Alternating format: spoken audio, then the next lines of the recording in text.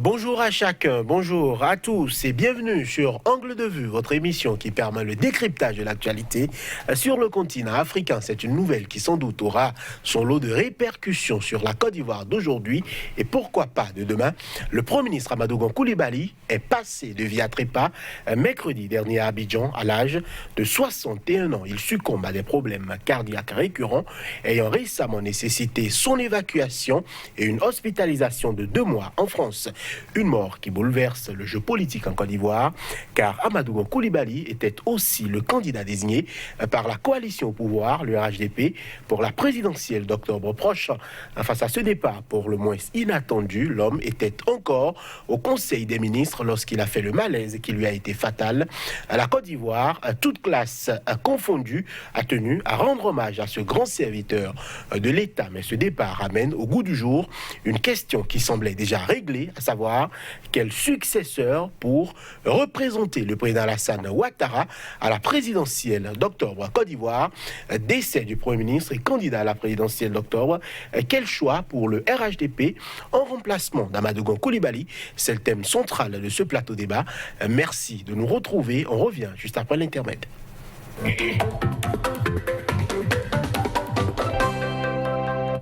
À nouveau, bonjour à chacun, bonjour à tous. Sur ce plateau, d'abord Métiefa, bonjour. Bonjour. Vous êtes sociologue, expert en stratégie de développement. Face à vous aujourd'hui, Karen Gayek-Bedi, bonjour. Bonjour. Vous êtes socio-anthropologue, spécialiste des questions politiques et de société. Monsieur, un plaisir de vous avoir.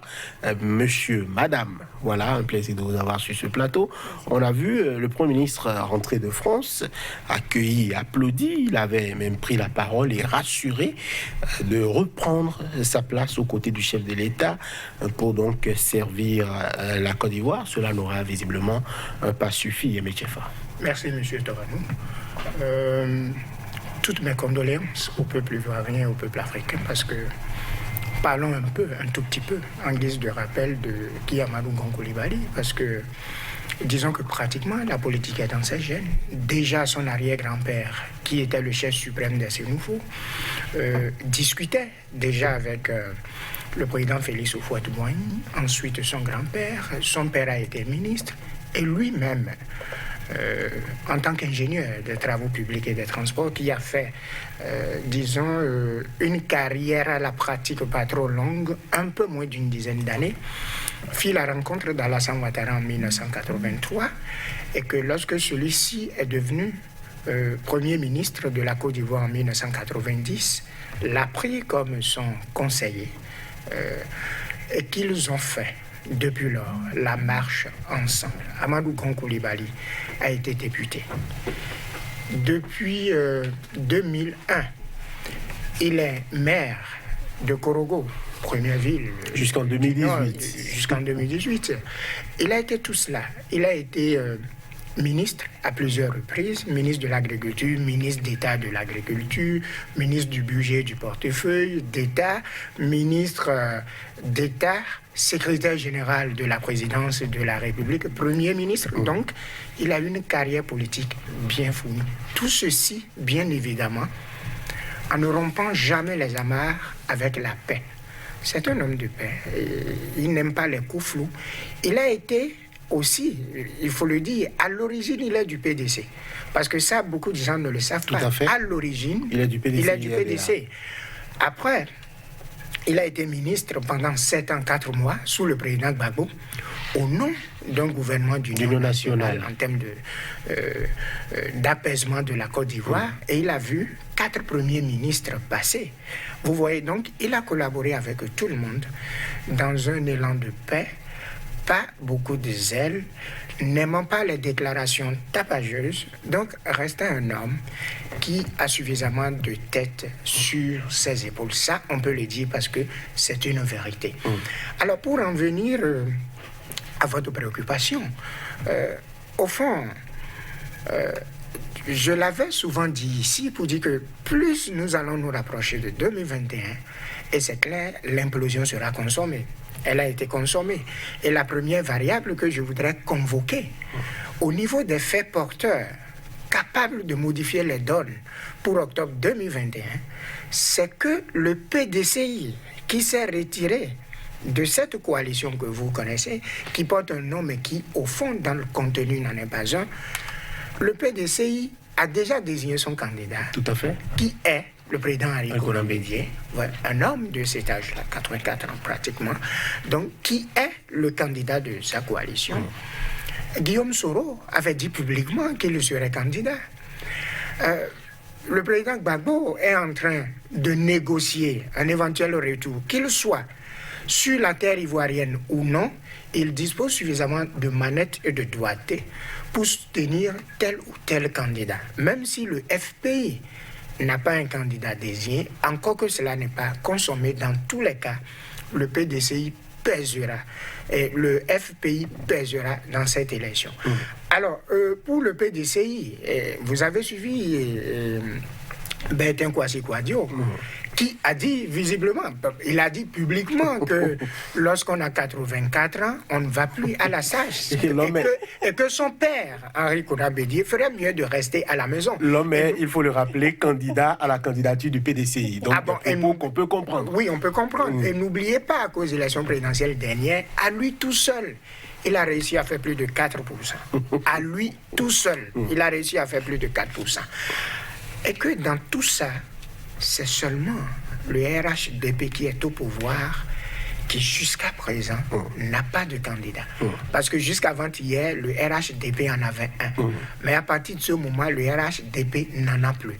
Alors ça devient une équation suffisamment difficile. Si on était en stratégie de renseignement, le pignon du président Ouattara a été grillé.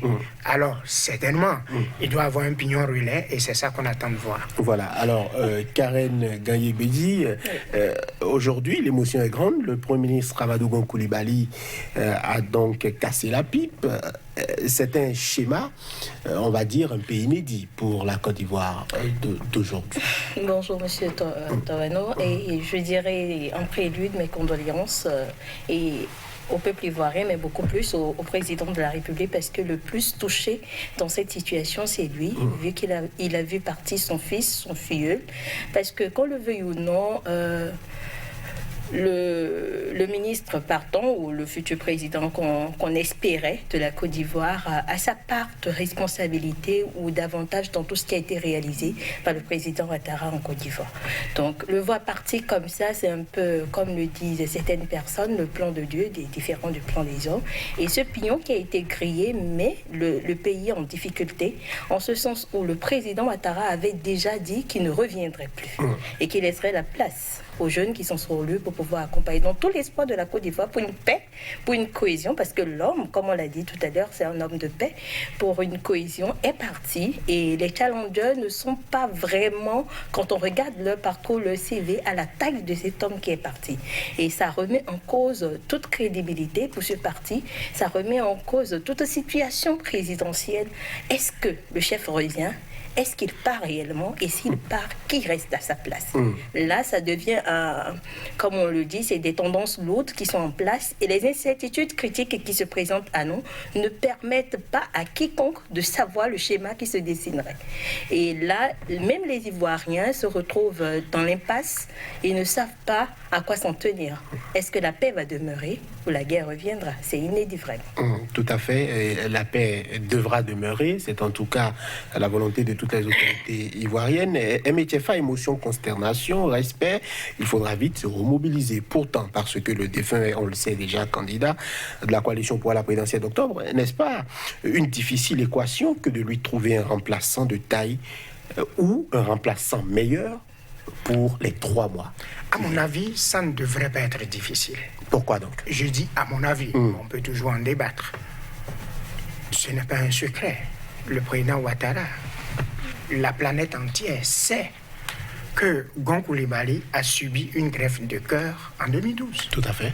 Bon, on n'a pas besoin d'être agrégé ou titulaire en médecine pour savoir que lorsque vous subissez ce genre d'opération, à tout moment, vous pouvez passer de vie à trépas. Et on ne peut pas avoir une information aussi importante et ne pas en tenir compte dans l'élaboration d'une stratégie politique. Ce n'est pas possible. Le président Ouattara, à tout point de vue, pour un homme de son âge, 78 ans, n'est pas de la dernière génération et ne peut pas dire que ceci a été entièrement évacué dans les éventuelles suppositions critiques dont il faut tenir compte pour baliser le terrain pour octobre 2021. Je n'en crois pas. Ça, c'est mon premier constat. Le deuxième constat, ce ne sont pas les gens qui manqueront. Et en matière de logique de remplacement, il faut tout de suite mettre de côté l'équité. Parce que chaque être humain est lui-même. Lorsque vous venez remplacer quelqu'un dans des fonctions données, vous le faites en étant vous-même. Pas pour faire ce qui a été entièrement fait. Pas pour entretenir l'univocité. Et puis si l'univocité était entretenue, alors à quoi aurait servi la dynamique? On serait dans une logique statique. Donc je ne crois pas que les leaders du RHDP puissent paraître, je vais dire aussi naïves et aussi imprévisibles, que de penser que le remplaçant doit être exactement comme Gon Coulibaly.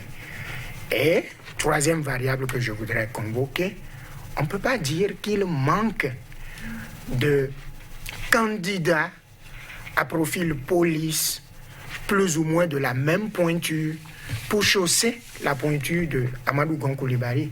Il en manque. On peut en citer tout à l'heure. Pour moi, le président Ouattara est un homme de parole. Et il a encore plus intérêt à être un homme de parole. Quand vous regardez dans la sous-région, en Afrique de l'Ouest, il fait partie des chefs d'État les plus âgés, au cœur du règlement de plusieurs conflits. Ce n'est pas un secret pour vous que de dire qu'il est en train de régler actuellement le conflit malien. Bon, donc, on ne peut pas arriver à ce niveau de responsabilité, dire « je ne serai plus candidat » et après revenir pour dire « bon, mais mon dauphin est mort, je reviens ». Non, je crois que le président Ouattara est un homme suffisamment responsable, un homme de parole. Pour moi, il n'est pas seulement un homme politique, il est un homme d'État. Alors, on ne peut pas exercer la responsabilité d'État jusqu'à ce niveau-là et ne pas se faire prendre au sérieux sur des choses aussi banales. Il a d'autres poulains dans son écurie. Adama Bictogo, Ahmed Bakayoko. Il y en a, si on cherche, il y en aura. Et eux aussi, le chemin le fera parce que le voyageur qui a fait 1000 voyages n'est pas exactement à l'image du voyageur qui en a fait 500 ou 100. L'expérience ne s'acquiert pas du jour au lendemain. C'est une route. Et ce qui est important, c'est de faire cette route-là. Voilà. Alors, le Conseil politique du Rassemblement des Soufouettistes pour la démocratie et la paix s'est réuni pour parler obsèques, parler stratégie aussi. Docteur Karen Gagné-Gbidi, est-ce que vous voyez un candidat sortir du lot, on va dire, dans le sérail politique ivoirien actuel, à travers les ministres d'État, les conseillers, les personnalités qui entourent le chef de l'État, Alassane Ouattara? Qui voyez-vous se dégager du lot, on va dire, pour reprendre la succession du Premier ministre décédé? Bon, pour reprendre la succession, je dirais qu'on a 3 chevals possibles dans le schéma qu'on retrouve souvent, parce qu'il faut regarder beaucoup plus dans l'environnement immédiat du président et de ceux qui sont ses hommes de main, a priori. Et parmi ces 3, on peut estimer le secrétaire général de la présidence, M. Hachi, qui est dans la balance. On peut estimer aussi le vice-président, qui est aussi dans la balance, M. Ducamp. On peut aussi estimer beaucoup plus Bakayoko, qui est là, parce que lui aussi, il était dans le périmètre du président depuis 90, et il a accompagné, même si ce n'est pas à l'affiche comme l'a été donc Coulibaly, il était aussi là, et il a vu fonctionner, évoluer d'un tableau à un autre. Donc je pèserai beaucoup plus pour lui dans le choix, si le président veut rester dans ses choix idéologiques dont il a toujours fait preuve, parce qu'une chose est certaine, c'est vrai qu'en politique on a tous les schémas possibles, mais on ne peut plus espérer le revoir s'il est un homme de parole comme on le lui connaît. Mais c'est vrai que le tableau politique peut changer et il peut revenir, et là ce sera un revirement de la situation où il faudra vraiment croiser les doigts pour s'en sortir. Mais Bakayoko présente beaucoup plus d'aspects qui vont dans les mêmes sens de militantisme que donc Coulibaly qui est parti, donc j'opterais beaucoup plus pour son cheval. Voilà, militantisme et fidélité donc pour Ambak, le ministre d'État en charge de la Défense et qui donc avait assumé déjà l'intérim du Premier ministre lorsque celui-ci était en voyage en France pour des raisons de santé. Le conseil politique du rassemblement du rassemblement des oufouettistes pour la démocratie et la paix s'est réuni. Il y a eu donc un volet pour parler des obsèques et un volet aussi pour parler stratégie parce qu'il y aura forcément un autre candidat à désigner. Nous allons suivre quelques propos d'Adama Bictogo. Il est donc ministre, une des personnalités du régime et donc président du conseil du RHDP. Nous allons suivre un extrait rapide de ses propos et revenir. Le choix sera un choix de rassemblement, un choix qui ne divise pas. Ce sera un choix qui permettra au RHDP de maintenir la cohésion existante, la vitalité existante, le maillage tel qu'il a été fait, devant le sens de la responsabilité. Le président, homme d'État, se doit et n'a pas le choix que d'écouter la base, les militants. Et la base militante va s'exprimer, et elle s'exprimera. Et c'est cette base-là qui lui dira et qui lui donnera son orientation. La dernière décision lui revient. Adama Bictogo est clair, la base sera questionnée, la base va se prononcer, la base est légitime et la base va donner les orientations. Il reviendra donc au président de la République de prendre la dernière décision. On a l'impression que Adama Bictogo faisait quand même partie des personnalités qui étaient, pourquoi pas, pour un troisième mandat du président Alassane Ouattara. Est-ce qu'aujourd'hui, selon vous, c'est un schéma qui est de plus en plus palpable? En fait, que je ne vous étonne pas en vous disant que le schéma le plus prospère, le scénario le plus prospère est que le président Ouattara soit candidat. Pourquoi? Parce que, vous avez vu, le PDCI n'a présenté que celui qu'on imaginait. D'accord? Alors, et vous le savez très bien que en matière de calcul politique, il ne fait que calculer, le président Ouattara, bien entendu, ne fait que calculer le président Gbagbo et le président Bédié. Il avait lui-même dit ouvertement que si ces personnalités-là candidat, que lui-même serait candidat. Maintenant, j'ai dit, et ça c'est une invite, pour tout ce qu'il est, s'il veut être pris au sérieux, et s'il aime la Côte d'Ivoire et l'Afrique, il ne serait pas candidat. Et au regard de ce qui est arrivé, à mon avis, la solution n'est pas du tout magique et ne devrait pas être magique. Parce que je l'avais dit tout à l'heure, il suffira juste d'organiser des primaires sérieuses. Des primaires sérieuses ayant été effectivement organisées leur permettraient de sortir d'affaires. Il suffit de questionner leurs militants à la base. Il suffit d'en faire un projet de société sérieux, d'un parti politique sérieux, d'une coalition sérieuse, qui a quelque chose de sérieux à offrir au peuple ivoirien. Là, ce n'est pas l'affaire du président Ouattara. Lui-même, comme quiconque, ne prendrait que part aux primaires, avec l'onction de validation. N'est-ce pas trop demandé en Afrique où on sait que les partis sont souvent à la main de leur président ou de leur leader charismatique, un chef d'État, ça ne se conteste quasiment pas en Afrique. En fait, le tableau présenté par le Dr Tchefa aurait été le tableau le plus reluisant qu'on aurait espéré obtenir, mais on doit intégrer le fait que nous sommes en Afrique et on ne peut pas espérer à 100% avoir ce tableau-là, parce que c'est le leader, parce que tout à l'heure, quand on a suivi le passage, il a été dit que la décision lui revenait. Final revient au président. Peu importe la position des militants à la base, s'il veut que la position des militants soit sa position à lui, il a les capacités de les remodeler et a les argumentaires pour les convaincre à revenir sur cette position. Parce que quand nous prenons FPI, Guillaume Soro, il est parti. Il y a un mandat d'arrestation contre lui, il n'est pas revenu, on n'a pas l'assurance qu'il sera là. Et quand nous prenons en face, il n'y a que Bédié qui soit là, mais est-ce qu'il y a quelqu'un de poigne, quelqu'un qui serait le président bis pour remplacer le PA? Donc il doit évaluer tous les risques qu'il y qu'il y a autour du choix du pooling qui va revenir avant de se positionner. Mais s'il fait son analyse et qu'il trouve qu'il n'y a pas de pooling, qui est la force qu'il faut, même s'il en avait plusieurs, tout le monde n'a pas le même Donc pouvoir. Alassane Dramane Ouattara, candidat, c'est possible? C'est possible. Il faut pas l'éliminer à 100% cette position-là. Il faut s'attendre à tout, surtout que nous sommes en Afrique.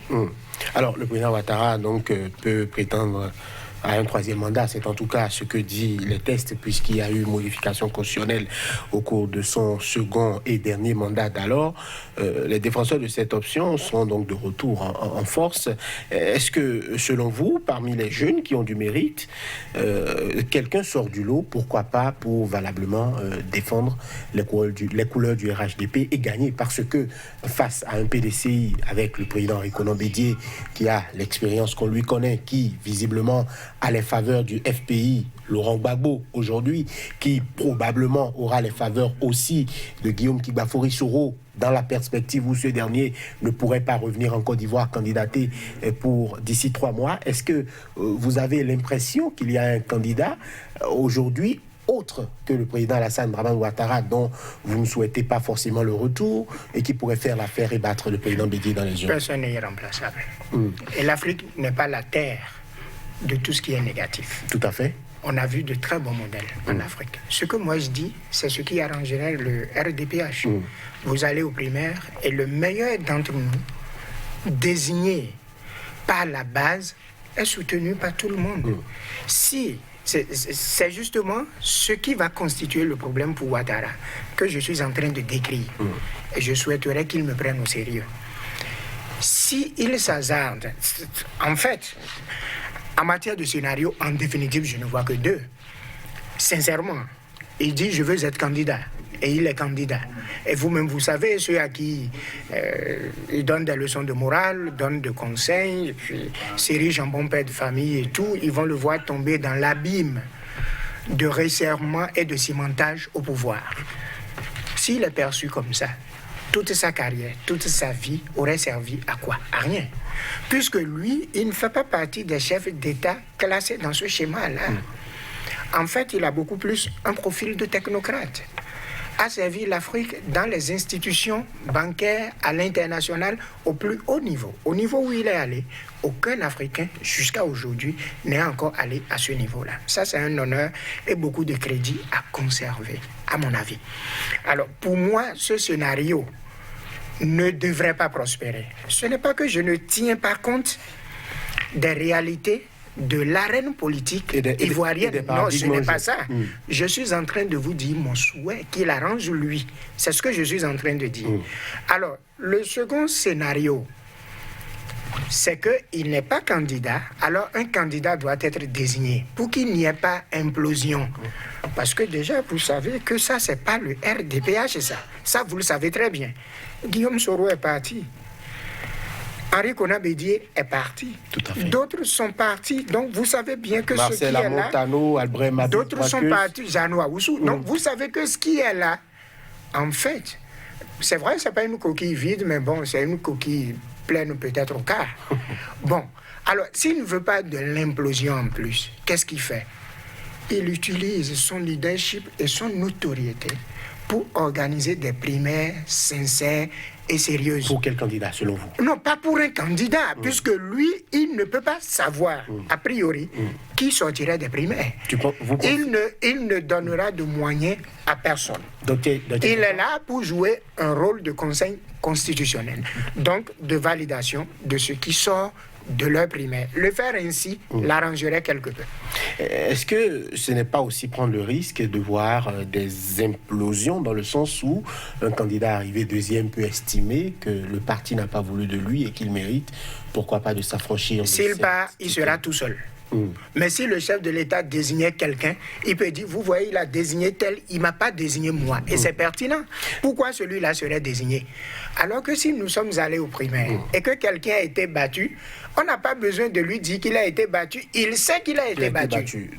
Docteur Karen Gaïbedi, est-ce que, selon vous, des personnalités comme Marcel Amontano ou Albert Mabry-Touakeus, qui ont quand même officiellement dit qu'ils n'étaient pas d'accord avec le choix du Premier ministre Amadou Gon Coulibaly alors et qui ont été, on va dire, broyés un peu par la machine et mis de côté, est-ce que ces personnalités-là peuvent valablement revenir dans le jeu aujourd'hui au sein du RHDP pour pourquoi pas briller la succession du président Ouattara? Oui, vous savez, tous les tableaux sont possibles et tous les schémas sont possibles. C'est vrai que c'est la base et c'est au primaire qu'on peut s'en sortir, mais il faudrait d'abord estimer, est-ce qu'au départ, donc Coulibaly était le seul espéré par le président Alassane Ouattara? Est-ce qu'il n'a pas une autre carte en jeu? Parce qu'on a dit, on le savait malade, donc tout le monde doit avoir un plan A et un plan B. Est-ce qu'il n'a pas quelqu'un qui l'a mis là, je dirais dans l'eau, au calme, qui nous sortira à un moment ou à un autre? C'est ça, c'est en ça que le dilemme se pose, où on ne sait pas réellement, parce que c'est un homme qui est mystérieux et qu'on n'arrive pas de loin à discerner quelle carte il va jouer dans la balance politique. Mais espérer le retour de ceux qui ont été broyés par la machine, c'est fort probable, à 80% de chances que ceux-là reviennent, parce qu'ils se disent, celui qui était le président bis, il est parti, et quand on regarde dans la mêlée, il n'y a pas un challenger de poids à part ceux-là qui ont été balayés de côté. Et c'est là que tout le repositionnement se fera. Mais une chose est certaine, il faut aussi compter sur les militants à la base pour savoir réellement ce qu'il en sera. Parce qu'ils peuvent revenir sans pourtant être acceptés ou validés au primaire. Voilà, le RHDP aujourd'hui est, on peut le dire, quelque peu fragilisé du côté de l'opposition. On a le PDCI qui a donc confirmé le choix Henri Konan Bédié. Il y a des distensions au sein du PDCI, notamment Kouadio Konan Bertin Kakabe qui est sorti et qui a affirmé être candidat à la candidature du PDCI et qui voudrait donc défendre les couleurs du parti à la présidentielle. Votre avis sur cette petite, on va dire, guéguerre? L'homme avait été sorti du PDCI, avait été candidat indépendant, est revenu encore au sein du PDCI. Aujourd'hui, il se déclare encore candidat à la candidature face au président Bédié, qui déjà a été confirmé par le directoire. On va dire qu'il y a encore des problèmes au sein du PDCI. Oui, problème au sein du PDCI, oui, mais vous savez que tant que Henri Konan Bédié serait en vie, d'accord, et aura toujours des ambitions politiques, l'avenir du PDCI va connaître beaucoup de balbutiements et en fait ne serait lié qu'à cela. Ça, c'est une évidence pour qui connaît bien ce parti-là. Ce parti qui doit beaucoup de choses au président Félix Houphouët-Boigny et donc Henri Konan Bédié. Alors, le schéma qu'on est en train de voir, à mon avis, est plus ou moins similaire à celui qu'on avait vu. Je veux être candidat parce que, vous voyez, c'est ce que je vous disais, seuls les primaires permettent, s'ils étaient allés aux primaires, je ne parle pas du choix, d'accord, du bureau politique ou des conseillers politiques, mais je parle de primaires sérieuses, organisées, où tous les militants du parti au sein de la Côte d'Ivoire ont été réellement associés. Vous ne verrez pas ça. Et tant que cela n'entrera pas dans nos cultures, parce que il ne faut pas qu'on se trompe d'objectif. Mais quel est l'objectif du président Henri Konan Bédié, par exemple? Quel est l'objectif du président Alassane Ouattara, par exemple, en 2016 au Bénin? Quel était l'objectif du président Boni Yayi? Si son objectif est de mettre la Lionel Zinsou, vous avez vu qu'il a échoué. Si son objectif est de conserver le pouvoir, il n'avait simplement qu'à organiser des primaires et pour voir qui reçoit l'onction beaucoup plus des militants qui iront voter. Alors, si ce n'est pas vu comme ça, ça pose toujours un certain nombre de problèmes. Le PDCI, aujourd'hui, se retrouve dans une situation telle que ne croyez pas que systématiquement, Guillaume Soro et Gbagbo, de façon systématique, diront que c'est Bédié. Parce que j'avais l'habitude de vous dire ici que ces trois septuagénaires, non, le président Ouattara Et le président Henri Konan Bédié n'est pas septuagénaire, puisque le président Gbagbo, 75 ans, 78 ans pour le président Ouattara et 84 pour Henri Konan Bédié, ces trois-là, tous, ont eu la chance de diriger la Côte d'Ivoire pendant au moins 10 ans chacun. Ils n'ont plus rien à réclamer. Pensez-vous qu'ils ont quelque chose de sérieux ou de nouveau qui les apporterait une fois au pouvoir? Je ne crois pas. Le président Bédié n'a pas épuisé ses 10 ans. Il lui reste une partie à... Pratiquement, c'est épuisé. C'est peut-être pour ça qu'il nourrit le vœu de revenir au pouvoir. Docteur Karen Gagné. Il a été longtemps président de l'Assemblée nationale. Tout à fait. Ce n'est pas rien. Deuxième personnalité de l'État. Tout à fait. Si on fait le cumul du temps qu'il a passé au sein de l'arène politique, plus de 30 ans. En fait, celui qui peut revendiquer cela un peu plus, c'est Gbagbo, qui a été opposant pendant 23 ans et qui seul allait en face à face avec le président Félix Houphouët-Boigny. Bon, lui-même, il a fait 10 ans. Quand vous faites le point, la vérité devrait nous amener à concevoir que ces trois-là soient mis de côté et que dans des confrontations politiques sérieuses, sur la base de projets de société sérieux, que le meilleur parmi les représentants de leur chapelle ou écurie politique respective, que l'un d'eux l'emporte démocratiquement. Enfin, ça c'est mon souhait, mais en termes de lecture, je vous dis, ne voyez pas systématiquement qu'un monsieur comme Gbagbo ou qu'un monsieur comme Guillaume Soro, de façon systématique, soutiendrait Henri Konan Bédié. Si Henri Konan Bédié avait un autre candidat, les donnes seraient tout autre chose. Et on ne sait pas encore ce que le RDPH actuel présentera. Imaginez par exemple que c'était l'un des messieurs avec qui Guillaume Soro avait des liens assez forts, ou quelqu'un avec qui Henri et le président Gbagbo avaient eu des liens assez forts, et qu'il trouvait que, en fait, celui-ci au pouvoir m'arrange beaucoup plus. Vous pensez qu'il n'irait pas vers? En politique, les portes ne sont définitivement fermées. Il y a toujours une petite fenêtre laissée ouverte pour des discussions, parce que l'homme politique, au-delà de tout ce qu'il préserve, ce sont ses propres intérêts. Voilà. Je ne fais que citer Marivaux en la matière. Alors, docteur Karen Gagné, le président Henri Konan Bédié ambitionne de diriger de nouveau la Côte d'Ivoire. L'homme avait été écarté du pouvoir dans les conditions qu'on sait. Il y avait eu un putsch, il a été renversé. Aujourd'hui, il nourrit le vœu de revenir après notamment les accords qui ont permis au PDCI de soutenir le RDR d'alors pour amener le président Alassane Ouattara au pouvoir. Aujourd'hui, on se demande, beaucoup estiment que le président Henri Konan Bédié ne devrait pas faire acte de candidature, mais au PDCI, le directoire est formel. Henri Konan Bédié reste l'homme de la situation. Votre avis sur la candidature de cette personnalité, on va dire, marquante de la Côte d'Ivoire d'hier et d'aujourd'hui? Vous savez, le retour en tant que candidat du président Henri Konan Bédié, ça laisse perplexe ceux qui connaissent réellement ce qui se passe en Côte d'Ivoire pour la politique, parce que c'est vrai, tout à l'heure, Tchefa disait il n'a plus rien à prouver, il a été deuxième personnalité, mais je rappelle que deuxième personnalité et première personnalité n'ont pas les mêmes poids devant les Ivoiriens, et peut-être qu'il revient pour pouvoir terminer par faire l'œuvre qu'il a démarrée, mais en temps normal et dans une politique sérieuse qui se réclame une politique paisible et responsable, il devait normalement laisser la place à un Paulin Alu, parce qu'il est déjà orthogénaire. Je ne sais pas ce qu'il va apporter de plus à la Côte d'Ivoire, parce que je n'ai pas encore eu connaissance d'éléments nouveaux qu'il veut apporter dans son cahier de charge s'il est le président.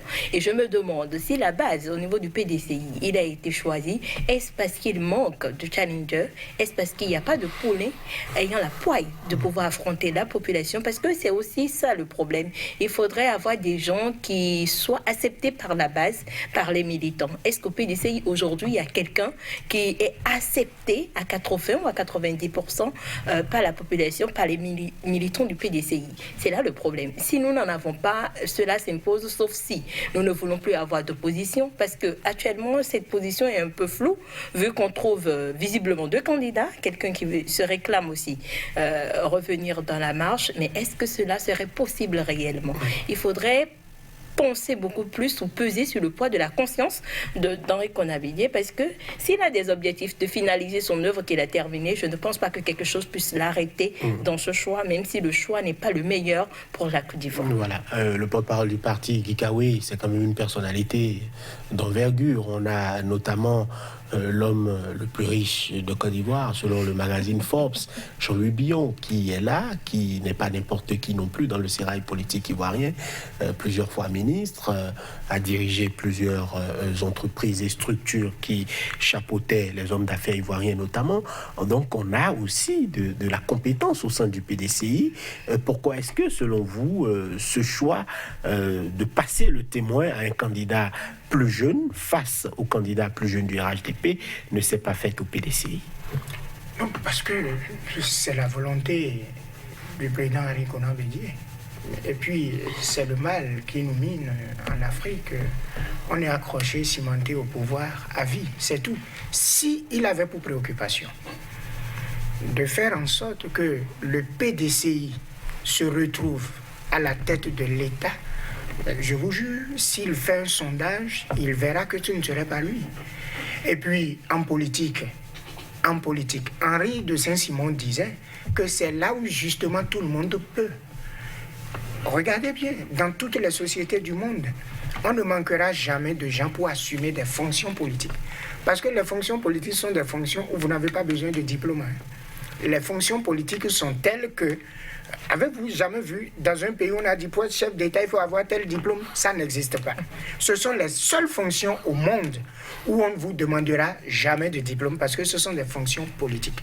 C'est sur des fonctions techniques qu'on vous parle de profil, de diplôme, de CV, de ceci, de cela. Mais pour des fonctions politiques, on n'en a pas besoin. Ça veut dire tout le monde peut, à mon avis. Maintenant, l'opérationnel, il y a l'expérience, il y a votre bagage intellectuel, il y a tout ce que vous avez comme parcours qui permet de faire la démarcation par rapport à tel ou tel autre. Ça, c'est important. Mais si la préoccupation sérieuse et sincère du président Henri Konan Bédié était de voir le PDCI à nouveau venir au pouvoir, et en principe, selon les accords de Daoukro, c'était le candidat, c'est le candidat du PDCI qui actuellement devrait être désigné candidat du RDPH parce que c'était ça, les accords de Daoukro. Oui, mais un accord qui, visiblement, selon le PDCI, a été foulé au pied par Vous savez bien que les accords politiques n'engagent que ceux qui y croient. La signature. Donc, à partir de ce moment, on le sait. Mais en le faisant en son temps, il ne savait pas que de sitôt, ça allait s'effriter. De sitôt. Je dis de sitôt parce qu'en fait, faire le renouvellement ne serait-ce que sur un premier tour. C'est-à-dire que toutes les sensibilités passent et qu'après ils vont discuter. Et d'ailleurs, en matière d'accords politiques dans le monde entier, on n'en a jamais vu qu'ils soient fonctionnels à 5%. Vous avez vu en RDC, vous avez vu ce qui se passe. Donc, on comprend, et le président Bédié ne peut pas dire qu'il ne savait pas ça pour un homme de son âge. Je crois qu'au niveau où il est a un monument. Il est une bibliothèque et tout ce qu'il a à faire en fait, c'est de donner. C'est de faire le coaching, c'est d'encadrer. C'est d'utiliser son expérience au profit non seulement de son parti politique, mais de la Côte d'Ivoire et de l'Afrique. Enfin, c'est dans cette fonction que moi je souhaiterais le voir, plutôt que de revenir aux affaires, parce que tel que ce calage a été fait pour obliger donc le président Ouattara à dire je veux être candidat, pour obliger donc le président Gbagbo à dire je veux être candidat, pas le fait de sa seule candidature réveillerait les vieux démons. Et on va encore assister à nouveau à un combat entre gladiateurs. Et là, ça va se jouer comme dans un mouchoir de poche. On ne peut pas savoir réellement ce qui en sortirait. C'est vrai que celui qui est au pouvoir a un peu plus d'avantages parce qu'il est plus visible, il a les moyens de l'État qu'il utilise et tout. Mais la Côte d'Ivoire, par rapport à ses spécificités, où on peut avoir à tout moment un regain de violence, de sorte que l'on n'arrive plus à faire la démarcation entre telle ou telle autre personne, là, ça devient carrément une sorte de poudrière en train d'être érigée, ce que nous ne souhaiterons pas. Voilà, alors aujourd'hui il y a d'autres personnalités qui souhaiteraient prendre part à ce débat-là, notamment le président Laurent Gbagbo qui bénéficie donc d'une liberté conditionnelle et qui a la possibilité aujourd'hui de rentrer dans son pays, la Côte d'Ivoire. C'est aussi le cas de son ancien ministre de la Jeunesse. Aujourd'hui, est-ce que selon vous, le président Gbagbo doit être autorisé ou doit être, on va dire, est-ce qu'on doit lui faire des facilités pour revenir en Côte d'Ivoire? Pourquoi pas forcément participer au débat public, mais déjà rentrer en Côte d'Ivoire dans la perspective de la paix et de la réconciliation, docteur Karine Gay? Merci bien. Je dirais un oui et un non à la fois parce que oui, il doit revenir chez lui parce que la Côte d'Ivoire, c'est sa maison, qu'on le veuille ou non, mais non parce qu'il ne pourrait pas être plausible dans cette période de sensibilité qu'il débarque en Côte d'Ivoire parce que ça va être une vraie poudrière qui serait mise en place parce que sa présence influence beaucoup les militants à la base et qu'il soit sur le territoire influencerait aussi le choix des militants, que ce soit au niveau du RHDP ou que ce soit au niveau du PDCI. Parce que qu'on le veuille ou non, on ne peut pas s'attendre, il peut décider dans une position revancharde de reprendre encore ou d'essayer d'amener quelqu'un qui est dans ses optiques d'aller affronter ceux qui sont en place maintenant. Mais moi, je dirais tout simplement que si nous sommes dans une logique de paix, si nous sommes dans une logique d'appréhension, il pourra rester au large le temps que le vent du choix ou le vent présidentiel puisse passer, parce que même de loin, il agit toujours, vu que son épouse est toujours là et est militante, comme on le sait, assez forte comme femme battante. Donc je dirais tout simplement, le voir revenir en Côte d'Ivoire peut changer les scénarios que nous avons déjà, qui sont des scénarios sensibles, qui sont des scénarios à contrario compliqués, et le voir débarquer compliquerait encore plus la tâche aux uns et aux autres, parce qu'on ne sait jamais la carte qu'il sort et on ne saura jamais comment il pourra mobiliser la Côte d'Ivoire quand il sera là. Parce que qu'on le veuille ou non, il reste l'héros de certains Ivoiriens, et le voir débarquer comme ça en face de Ouattara, qui tout le temps a été vu par l'opinion publique en Côte d'Ivoire comme celui qui a accompagné Gbagbo à l'exil, ce sera un peu compliqué pour le RHDP. C'est justement au nom de la paix que Gbagbo doit rentrer avant les élections. Mais justement, parce que la paix ne va pas sans la justice. La paix ne va pas sans la réconciliation. Et vous ne pouvez pas chercher à vous réconcilier avec moi en gardant mon père loin de moi. Mais écoutez, ça peut vous paraître ridicule. Si le président Ouattara, par exemple, lui-même pilotait le retour, parce que jusque-là, c'est lui qui est en train de bloquer. Je ne vous informe en rien en vous disant que le président Gbagbo a déjà fait sa demande de rentrer en Côte d'Ivoire, et on attend la réponse du pouvoir ivoirien pour que les juges puissent prendre la décision qu'ils en imposent.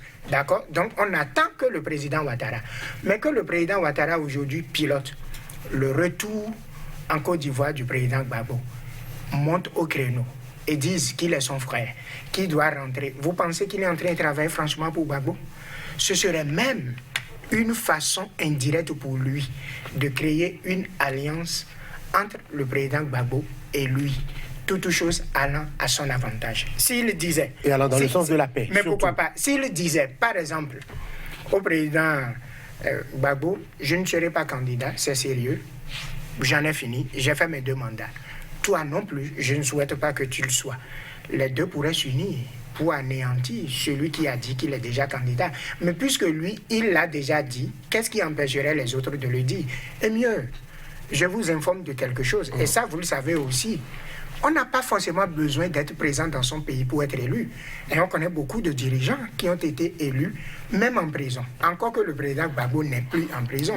Il est en restriction ou en privation de liberté. Donc, il faut également tenir compte de cela. Alors, docteur Kahen Gaye, Guillaume Kigbafori Soro en exil, candidat déclaré, pensez-vous qu'il puisse rentrer, selon vous?